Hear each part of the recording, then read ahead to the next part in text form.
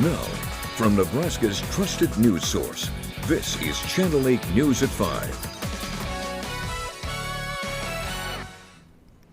Coming up tonight, a somber anniversary today as 12-year-old Ryan Larson has been missing for 1 year, but the search continues. Plus, as cases go up, our local COVID risk dial has increased again. We'll have more on that. But first, the possibility for some storms this evening. Good evening, everyone, and thank you for joining us. Some places in Nebraska have already seen some light showers today. But severe weather could hit us tonight. Let's get the very latest for you. Meteorologist Rusty Dawkins in for John tonight with your first forecast. Rusty. Yeah, it's already starting up too. We've got a tornado warning that has been issued, and I'll show you that just here in a couple of seconds. But first, we have a slight risk just about everywhere from North Platte to Hastings, Lincoln, and Omaha. And this area that's kind of hashed here, the black lines, that's where the best chance for severe weather is tonight with large hail, 60-mile-per-hour wind gusts. Isolated tornadoes are possible, and like I said, we're already starting to see that. You can see it's just south of North Platte. This is just barely in Red Willow County. From the National Weather Service in Goodland, a tornado warning for northwestern Norton County, northeastern Decatur, and southeastern Red Willow. This goes until 5:15, and it's confirmed. The law enforcement has confirmed that there's a tornado associated with that storm that is just south and east of McCook, and it looks like it's moving east, southeast actually, at 15 miles per hour. So this should dive into Kansas and head towards north central Kansas, maybe even Concordia later on. But so already starting to see this severe weather and temperatures all over the place. 91 in Hebron, 72 in Lincoln, 67 in Omaha. So 60s, 70s, 80s, and 90s for temperatures in just that span. Right now, the wind speed is out of the east and southeast at 10 to 20 miles per hour. So severe weather is a possibility as we head through tonight into very early tomorrow morning. So we'll talk more about that potential coming up in just a few minutes. All right. Thank you so much, Rusty, for the update. We do have some sad news out of Hall County tonight involving a deadly crash. 51-year-old Kent Redwine from Wood River has died from his injuries. The crash happened around 10 o'clock last night near Highway 30 and Berwick Road. Deputies say 22-year-old Grace Williamson from Grand Island hit Redwine's motorcycle while with her car while passing lanes. Williamson also had 3 passengers traveling with her, 2 of which were children. They all were taken to the hospital. Williamson has so far been cited for careless driving. Today, a Nebraska community is asking everyone to wear green ribbons as we commemorate a somber anniversary that made national headlines. On this day last year, 12-year-old Ryan Larson went missing, a case that remains under investigation by the La Vista Police Department. Channel 8's Alexis Koneski joins us now with more. Alexa? That's right, Ron. Megan, 365 days later, the La Vista community still has no answers on where Ryan Larson went a year ago today. Officials calling it mind-boggling, but the search continues on. Today, La Vista police, Sarpy County sheriffs, and others were back out at Walnut Creek searching the waters. They were using new sonar equipment and an underwater drone. They say the muck in the water has really cleared out since last year, and they got a better look. Today, they had more cadaver dog hits in the area, so there is evidence of decay in that water, but what that decay is, police still don't know. Unfortunately, they did not find anything and are back to square one. We have a couple theories. We haven't locked ourselves in or pigeonholed ourselves into one specific theory of what we believe happened. We don't have blinders on. So there's some different avenues that we're still going down. I believe he's in this area somewhere. I do. Where, I don't know. Now, Lawston says he believes someone knows more information than they are telling police.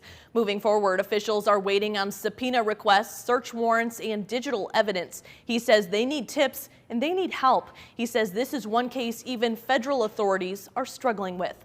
Now, Lawston said it's time to bring Ryan home, dead or alive. Police say they will deal with the legal aspects later, but first, it's time to find Ryan.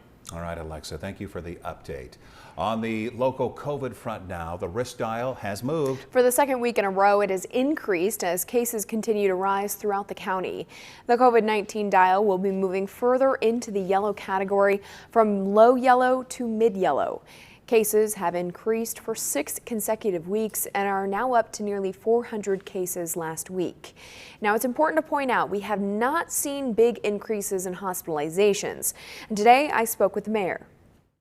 Be self-monitoring. Think about, if you start to feel a little sick, if you start to have a cough, don't brush it off as just a normal cold. Get tested. We're in a much better place than we have been in the past, given that we have vaccines, boosters. We know how to manage through these surges as they come and go during the pandemic. We have treatments and medicines, antivirals, so we're in a much better place than we were back in 2020, for example. There was one COVID-related death in the month of April, and now one death has been reported so far in May. At this time, there are no mask mandates or directed health measures in place. Now to the latest in the supermarket massacre that left 10 people dead. President Biden visiting Buffalo, New York today, calling it a racist rampage and an act of domestic terrorism. He also met with the victims' families and visited the site where this all happened. As we learn more about what officials are calling a detailed, premeditated plan of attack, ABC's Rena Roy has more. President Biden and the First Lady pausing in prayer and a moment of silence at a growing memorial outside Tops Supermarket on the east side of Buffalo, New York. Jill and I have come to stand with you. And to the families, we've come to grieve with you. The president meeting with the victims' families, promising this country will stand by them in this time of mourning and condemning what he called a racist rampage. What happened here is simple and straightforward: terrorism. Domestic terrorism. White supremacy is a poison. Oh my God, he shot so many people in there. A senior law enforcement source telling ABC alleged gunman 18-year-old Peyton Gendron self-radicalized in the pandemic, absorbing hate-filled social media posts and posting increasingly violent and racist rhetoric himself in the weeks leading up to Saturday's attack. Officials say Gendron compiled lengthy documents detailing why and how he planned to carry it out. These hateful philosophies are starting to become mainstream, and they took hold in the mind of an 18-year-old who lives 3 hours from here. And he targeted this community. The predominantly black community reeling over the 10 lives lost when police say Gendron stormed the supermarket armed with an AR-15 assault-style rifle, live streaming the whole thing. And I watched the video. He shot my mom once. My mom was laying on the ground. He went and reloaded. And he shot my mom again. The massacre renewing calls for greater gun control. You can have that hate in your heart, and you can sit in your house and ferment these evil thoughts, but you can't act on it unless you have a weapon.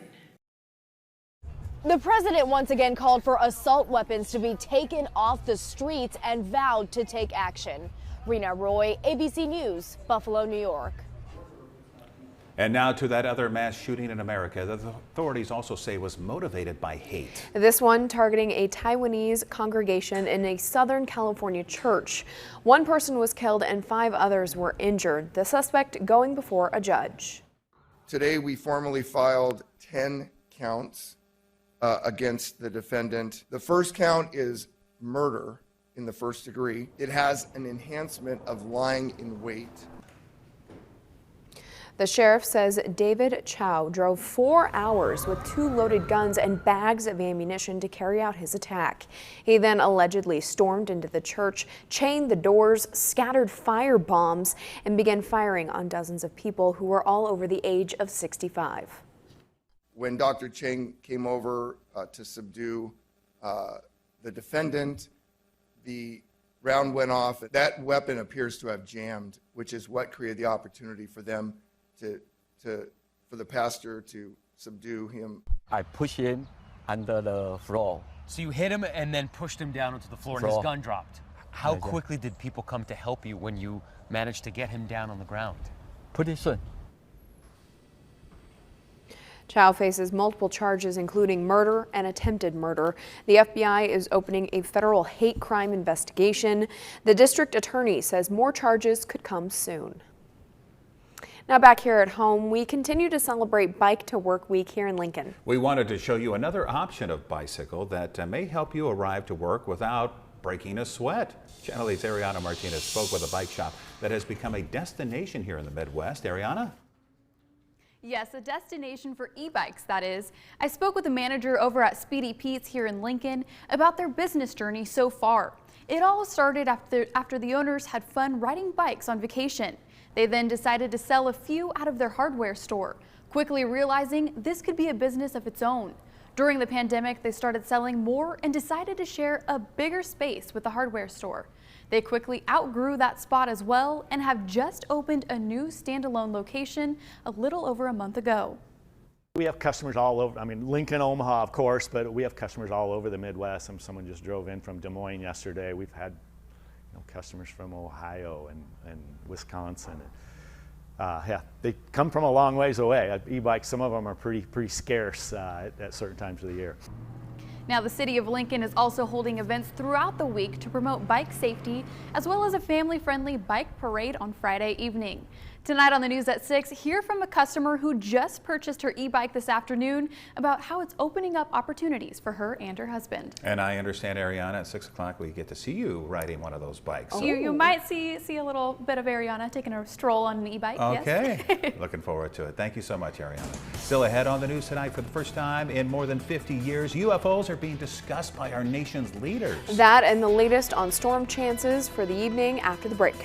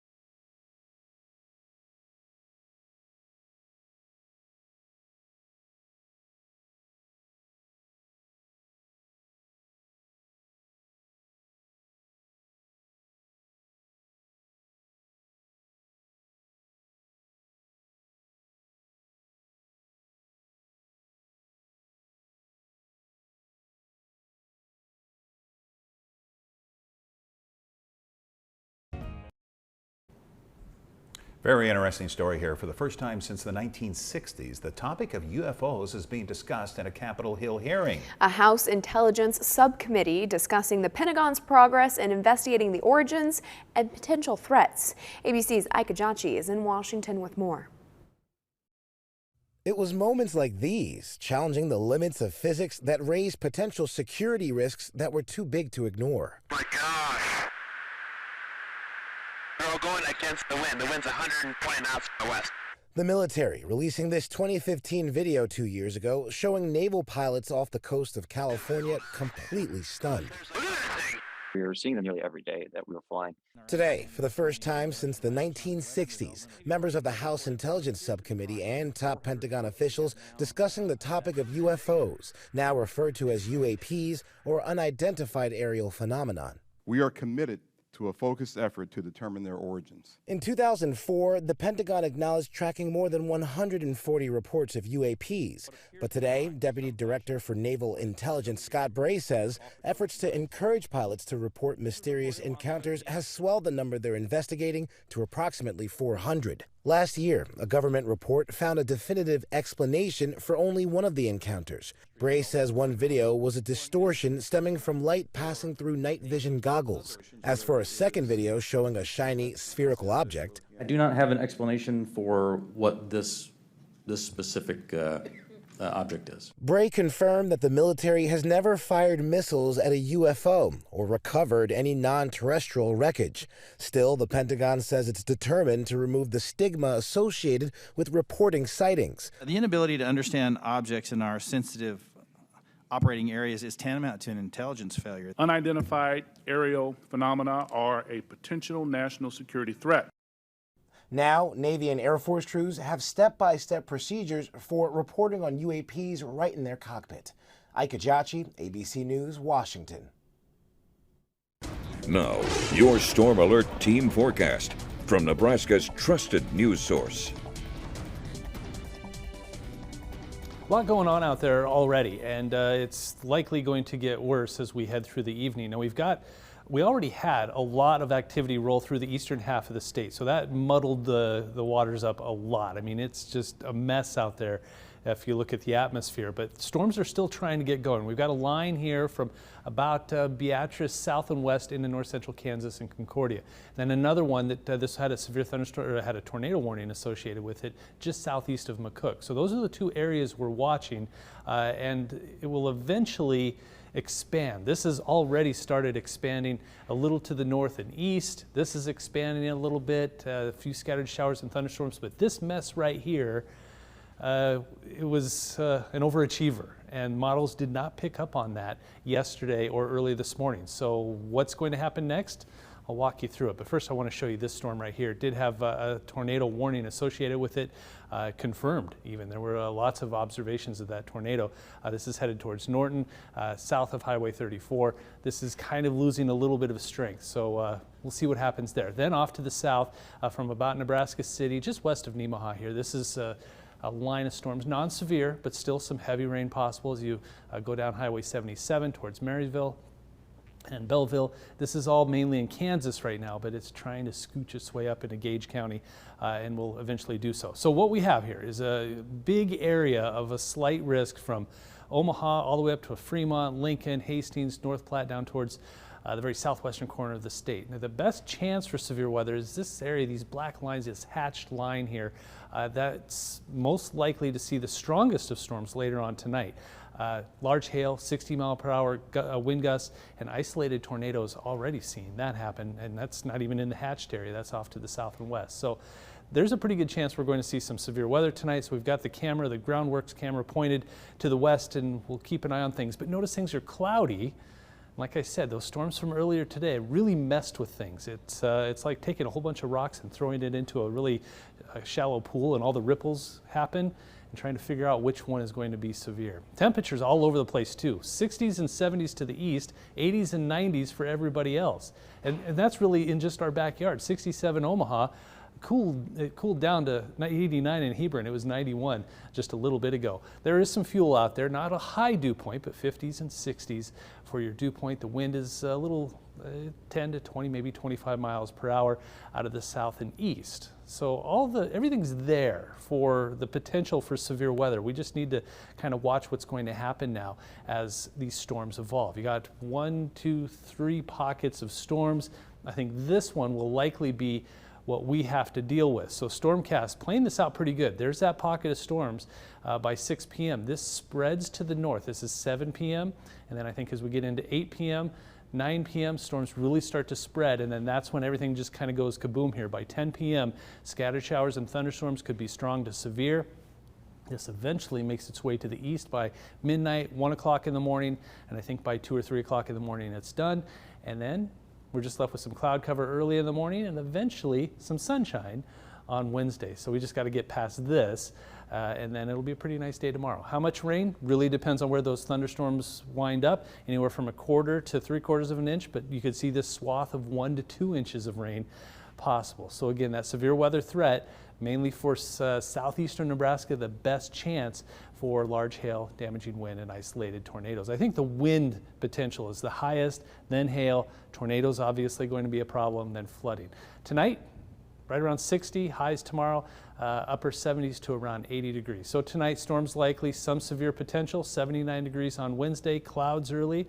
Then the afternoon sunshine, 7-day, up and down we go. Look at this, 79 on Wednesday, 89, maybe 90 on Thursday. Then a cold front rolls through, gives us a chance for some storms on Thursday. And then we cool off quite a bit, actually, 60s as we head towards Saturday and Sunday, and then more storms possible on Monday and Tuesday of next week. So a lot going on tonight. If there's severe weather, we'll cut in, let everybody know what's going on. We could see quite a bit of it tonight. Well, Rusty, thank you very much for keeping us updated and safe with it headed our way. Appreciate it. A great day on Wall Street today. The Dow gaining 431 points, NASDAQ up 322. Here are your numbers. You're watching Channel 8, Nebraska's trusted news source.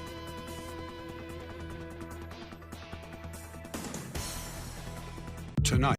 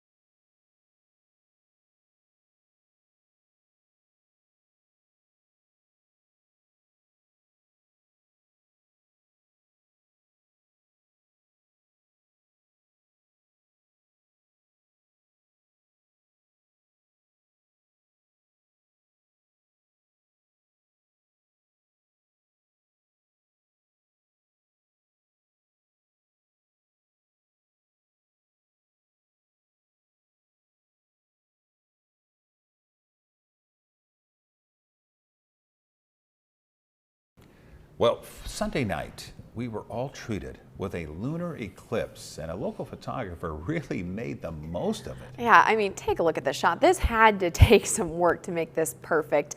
The moon nearly eclipsed right over the Capitol building, and you can see the sower appearing almost to hold the moon. You know, or I saw some comments on it that people thought it looked like he was bowling.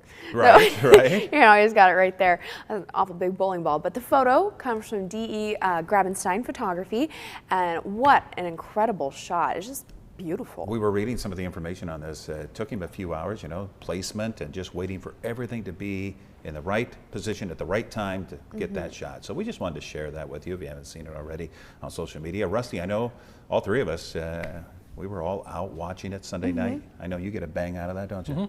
Yeah, I had my phone out, you know, nothing compared to what that photographer was able to do. But what's his bowling average? The sower? With the size of that ball, it's got to be good. I mean, come on. I tried to take some pictures too on my cell phone. I took like 20 pictures. They all looked exactly the same. It's kind of hard. So.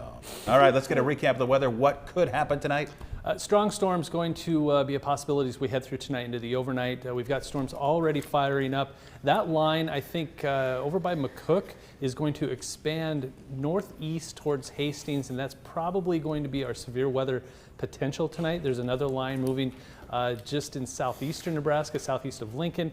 There's so much that has been going on today already. We had severe weather earlier in northeastern Nebraska, so that kind of muddied up the waters, and now we've got a line of storms trying to expand its way up towards the Tri-Cities and move east at the same time. We will keep a very, very close eye on this, so if there's any severe weather, we've already seen a tornado warning with that storm southeast of McCook, so if there's any more, we will make sure everybody knows what's going on. All right, thank you, Rusty, and thank you all for joining us tonight. World News with David Muir is up next. We'll see you back here at 6. With the Channel 8 Eyewitness News mobile app, you'll be the first to know. Get alerts about breaking news and weather, all in the palm of your hand. The spas are here. Truckloads of spas arriving weekly. Hurry in today. These spas are going fast. Spas are in stock and ready for immediate delivery. Supreme Spa and Pool. Closed captioning on Channel 8 Eyewitness News is brought to you by Christensen Hearing Analytics. It's